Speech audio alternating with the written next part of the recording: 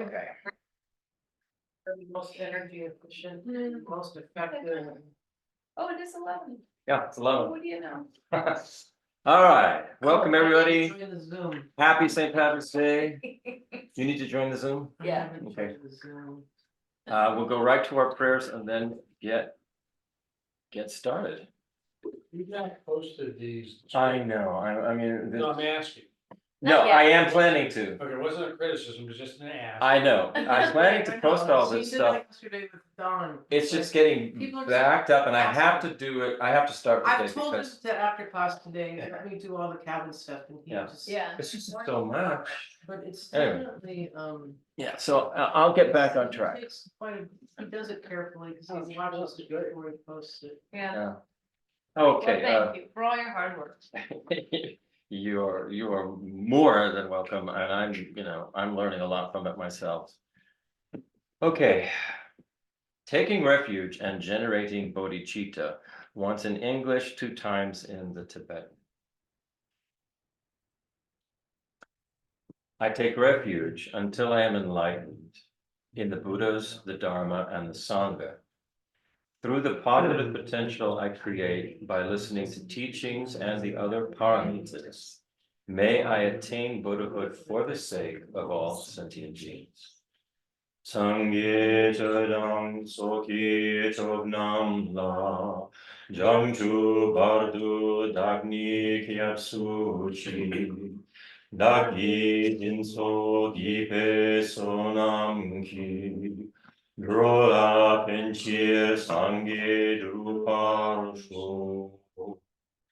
Sangye chodang soki chognam la. Jamchu bardu dagni kyapsuchi. Dagi jinso gipe sonam gi. Drola penchir sangye druparsho. The 4 immeasurable thoughts. May all sentient beings have happiness and the causes of happiness. May all sentient beings be free from suffering and the causes of suffering. May all sentient beings be inseparable from the happiness that is free from suffering. May all sentient beings abide in equanimity, free from attachment for friends and hatred for enemies. And then at the top of the next page, the 7-limb prayer. And as you remember, visualize the Buddha, all the Buddhas, the Bodhisattvas, and your spiritual teachers in the space in front of you. Reverently, I prostrate with my body, speech, and mind, and present clouds of every type of offering, actual and mentally transformed. I declare all my negative actions accumulated since beginningless time, and rejoice in the merits of all holy and ordinary beings. Please remain until samsara ends, and turn the wheel of Dharma for sentient beings. I dedicate the merit created by myself and others to the great enlightenment. And finally, the mandala offering. Sadipaki Jokshin Meto Ramri Rablingji Nidegen Padi Sangye Jinu Vide Drokum nam dakshina chakashumu. Itam guru dagna mandala tampirya. Well, Mary.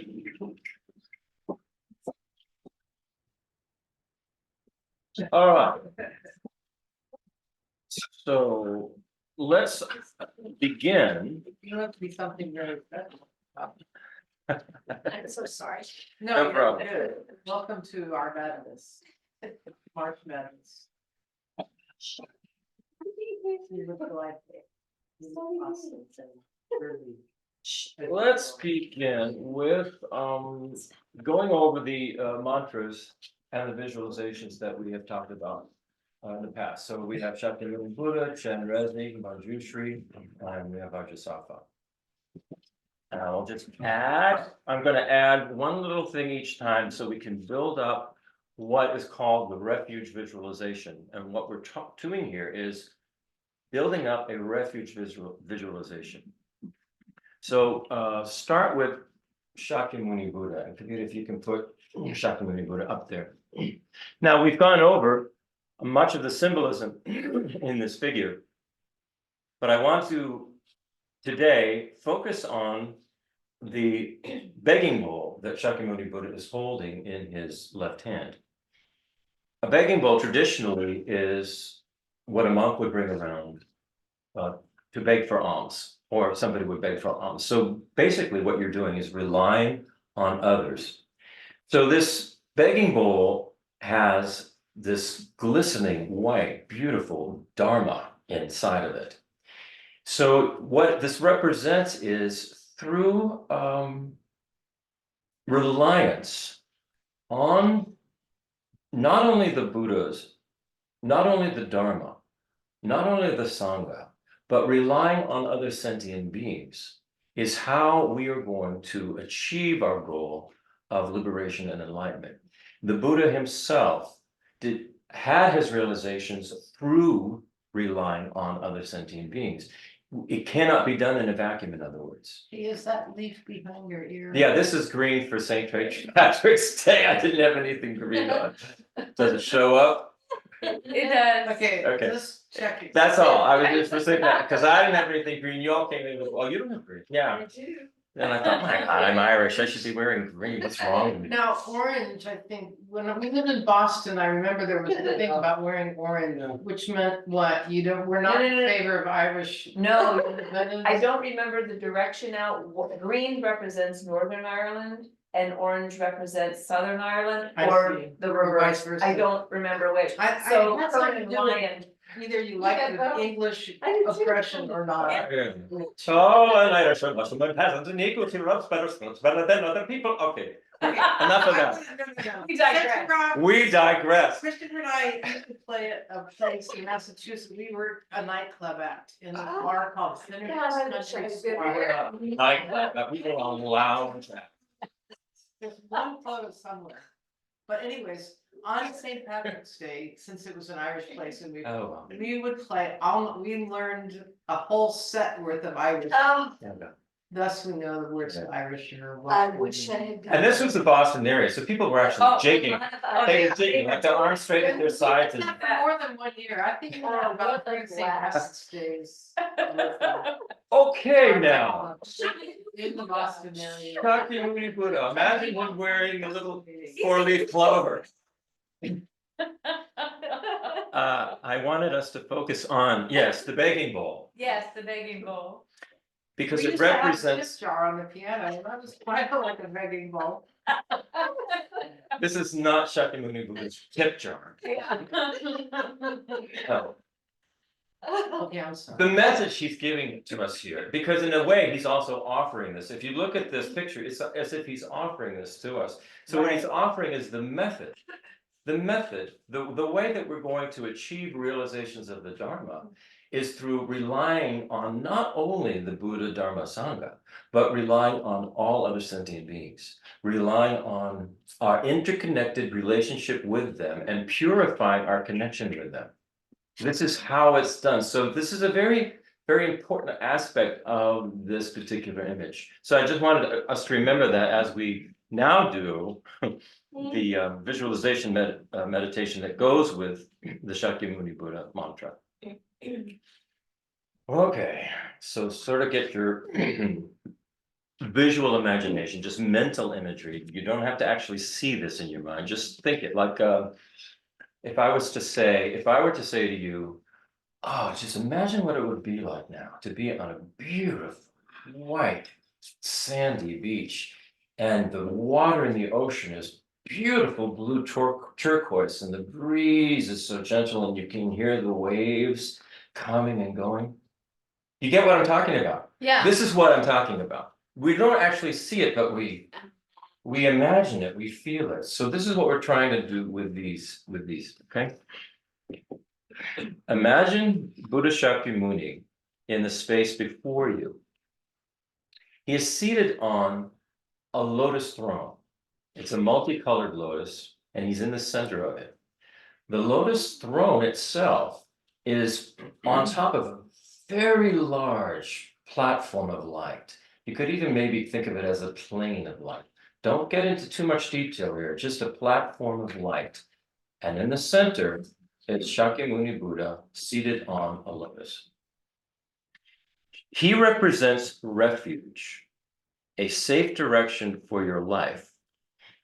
In other words, in all of the vast manifestations that consciousness could have, in all of the universe that's verses that could possibly exist, Shakyamuni Buddha represents safe refuge for our consciousness to take. Just think of it that way. Shakyamuni Buddha is the embodiment of all Buddhas, spiritual masters, bodhisattvas, and Dharma realizations. From your heart, generate the request to the Buddha that you be inspired to follow the path to full enlightenment. Make this request on behalf of all living beings who are trapped in samsara. Rays of light emanate from the figure of the Buddha before you. This light enters your body and quickly removes all negativities, obscurations, and hindrances, freeing you to progress quickly on the path. Imagine that this light flows not only to you, but to all living sentient beings situated in space around you. Imagine that they all receive such inspiration and blessings as you recite the mantra of Shakyamuni Buddha. So we'll do quarter the mantra here, quarter the mantra. And the mantra is Tayata Om Muni Muni Maha Muni Swoha. And remember, the Swoha at the end is basically, it's a seal, and you're saying, may I receive, absorb, and keep the blessings of this mantra, and may these blessings take root in my being and grow as root virtues. Tayata Om Muni Muni Maha Muni Swoha. Tayata Om Muni Muni Maha Muni Swoha. Tayata Om Muni Muni Maha Muni Swoha. Tayata Om Muni Muni Maha Muni Swoha. Tayata Om Muni Muni Maha Muni Swoha. Tayata Om Muni Maha Muni Swoha. Muni Muni Maha Muni Swoha. Tayata Om Muni Muni Maha Muni Swoha. Tayata Om Muni Muni Maha Muni Swoha. Muni Muni Maha Muni Swoha. Tayata Om Muni Muni Maha Muni Swoha. Tayata Om Muni Muni Maha Muni Swoha. Maha Muni Swoha. Tayata Om Muni Muni Maha Muni Swoha. Tayata Om Muni Muni Maha Muni Swoha. Muni Swoha. Tayata Om Muni Muni Maha Muni Swoha. Tayata Om Muni Muni Maha Muni Swoha. Muni Maha Muni Swoha. Tayata Om Muni Muni Maha Muni Swoha. Tayata Om Muni Muni Maha Muni Swoha. Maha Muni Swoha. Tayata Om Muni Muni Maha Muni Swoha.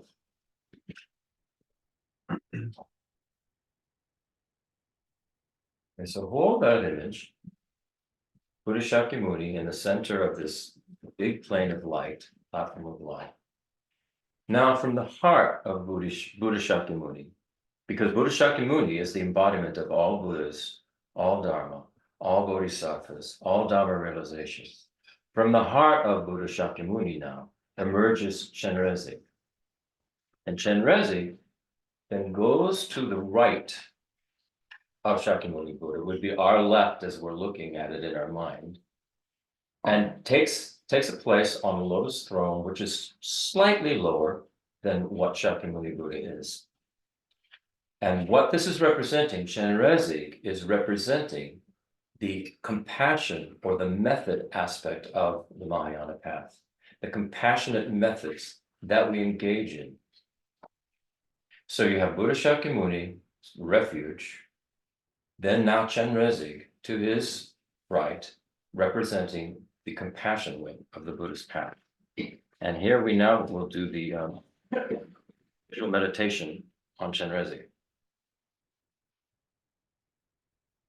Imagine Chenrezig in the space before you, seated on a lotus throne. From your heart, generate the request that you be inspired to cultivate the 4 immeasurable thoughts. These are qualities of love, compassion, joy, and equanimity. That you will generate these within your being. Make this request on behalf of all living beings situated in space around you who want to be happy, but are trapped in the pervasive suffering of cyclic existence. Chenrezig's body with 4 arms and hands is made of radiant white light, and his face looks upon you and the countless beings around you with great loving kindness, compassion, and understanding. Chenrezig holds your Buddha nature at his heart in the form of a sky blue jewel between his 2 inner hands, representing love and compassion. He simultaneously is holding all beings' Buddha nature at his heart as well. With his outer right hand, he is steadily moving the beads of a crystal mala, transmitting immeasurable joy to you and all sentient beings with the prayer that you be inseparable from the happiness that is completely free from suffering. In his outer left hand, he holds a blue lotus flower by its stem in a gesture of immeasurable equanimity for you and all sentient beings. Just as the lotus emerges from the dark, swampy water as an unstained, beautiful flower, Chenrezig knows that all beings equally have the potential through their Buddha nature and clear light continuums of consciousness to arise from the darkness of ignorance and the karmic stains of their afflictions and obscurations and emerge as fully enlightened, glorious beings. Imagine that you and all sentient beings around you receive, absorb, and keep these blessings as you recite Chenrezig's mantra. So we will also do this for half a mala. And this is Om Mani Padme Hum. Om Mani Padme Hum, Om Mani Padme Hum, Om Mani Padme Hum, Om Mani Padme Hum, Om Mani Padme Hum, Om Mani Padme Hum. Om Mani Padme Hum, Om Mani Padme Hum, Om Mani Padme Hum, Om Mani Padme Hum, Om Mani Padme Hum.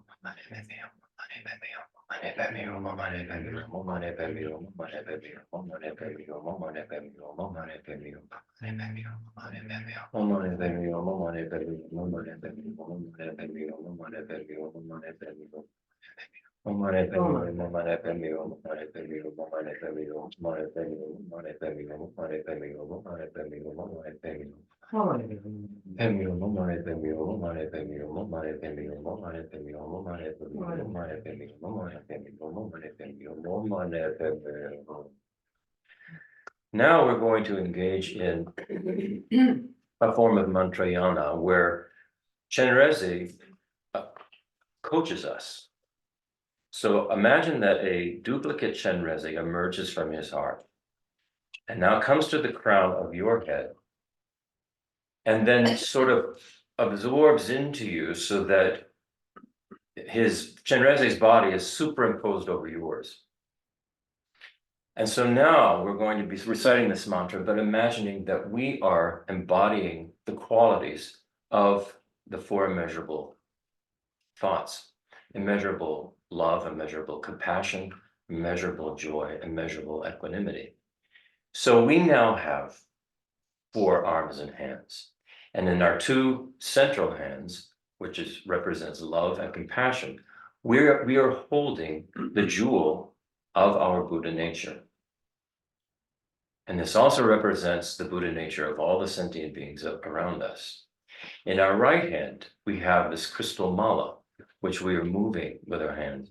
And this is representing the immeasurable joy with the prayer that all sentient beings, including ourselves, be inseparable from the happiness that is completely free from suffering. And in our left hand, we are holding this beautiful blue lotus, representing immeasurable equanimity, which is the quality that we all have because of our Buddha nature, to emerge from our karmic obscurations and ignorance into this glorious result of a fully enlightened being, in the same way that a lotus emerges from the mud to become this beautiful flower. So now, again, we say this mantra, thinking that we are now embodying Chenrezig.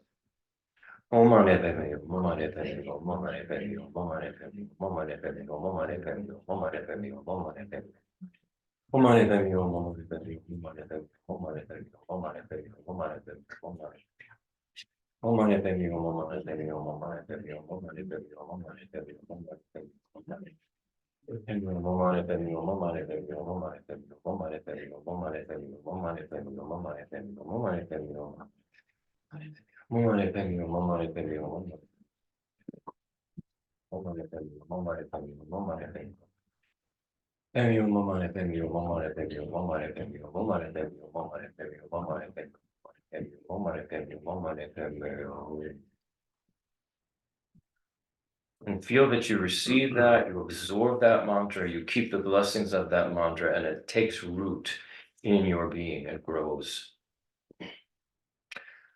Okay, now, Chenrezig goes back to himself, and emerging from the heart of Buddha, who is still in the center there on the platform, comes Manjushri. I don't know if you want to put up the Manjushri image, just so people can remember it. Manjushri represents the wisdom aspect of the path. The wisdom wing, the profound view of emptiness is what Chenrezig represents. Manjushri, I'm sorry, Manjushri. So now we'll just go, I will describe, just take a look at Manjushri here. Just remind yourself of the image. And now we will go with this meditation. And we'll do the same thing where Manjushri, we first visualize Manjushri there in space in front of us on the platform with the Buddha and Chenrezig and the sentient beings all around us. And then we will have Chenrezig come to us, and we will absorb Chenrezig and practice as if Manjushri, and practice as if we were Manjushri. Imagine Manjushri now seated in a cross-legged lotus position at the center of a lotus throne on the platform before you.